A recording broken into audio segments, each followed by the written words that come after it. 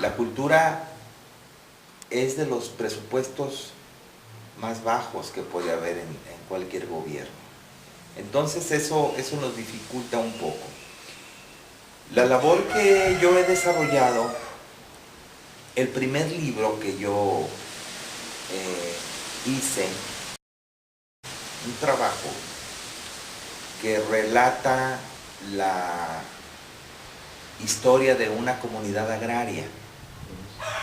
A mí me dio la oportunidad el señor Jorge Salazar Rodríguez. Cuando yo conocí el archivo de Comala, me interesé mucho porque también en ese posgrado nos enseñaron a darle un valor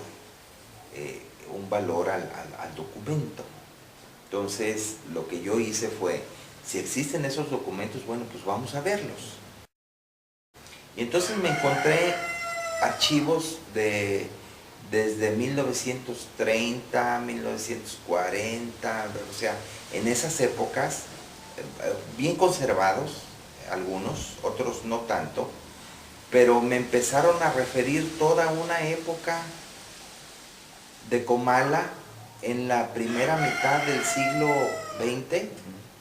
Y obviamente cuando tú te encuentras algo así como historiador, como investigador, pues te emociona, ¿no? Lalo, hay veces en que nosotros como investigadores llegamos a conocer más a la gente que la propia familia. Cierto. O sea, ¿por qué preguntamos cómo era fulano, qué hábitos tenía, dónde vivía, qué le gustaba, cómo empezó? Entonces, cuando nosotros como investigadores empezamos a hablar de la gente y que lo llegamos a conocer también a nuestros sujetos, entonces la familia dice, bueno, ¿y tú por qué sabes tanto? ¿No? A veces llega el momento en que hasta se muestran celosos de darte información porque, bueno, también la gente tiene dos lados. La gente tiene el lado bueno y la gente tiene el lado que no es tan bueno, que no es malo, pues. Entonces la gente a veces ese lado no lo platica de las personas, ¿no? Y menos cuando las personas ya no viven.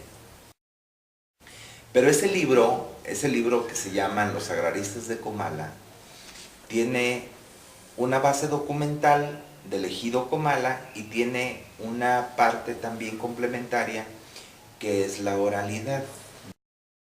Y este libro básicamente trata de la desincorporación de la propiedad privada de la hacienda de Nogueras al núcleo agrario de Comala.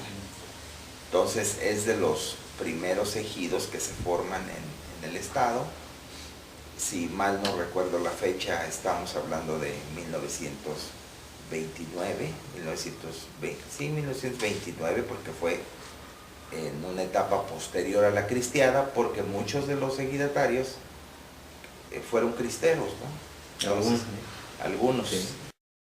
Entonces, estamos hablando, por ejemplo, de Salomón Salazar, de Fernando Galicia, que después se hicieron rurales y combatieron a los de la segunda cristiada, que habían sido sus compañeros anteriormente.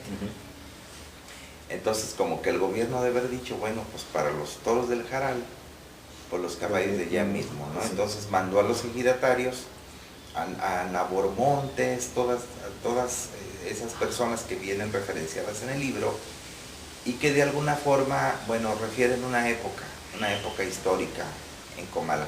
Ese fue el primer libro. Ese libro, que es este que tengo aquí, no sé si podamos, sí, ¿cómo no? podamos mostrarlo.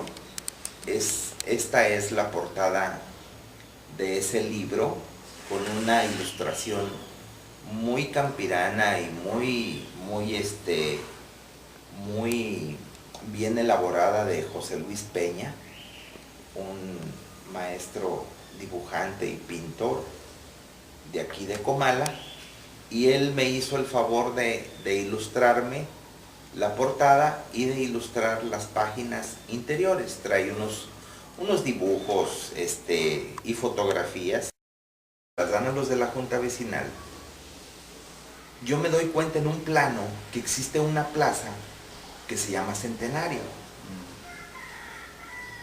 pero que al momento de investigarle yo a la gente grande de aquí de Comala, yo le decía, oigan, hay una plaza que se llama Centenario, y esto y lo otro, y la gente no lo refería. Decía, bueno, yo lo conozco como la Placita Nueva, y la Placita Nueva, y la Placita Nueva, y la Placita Nueva. Y esa Placita Nueva, pues es obviamente donde está la escuela. Benito Juárez. Benito Juárez, que la mandó construir el exgobernador Enrique Octavio de la Madrid antes de que estallara la revolución, precisamente para conmemorar el centenario de lo que había sido la independencia nacional 100 años atrás.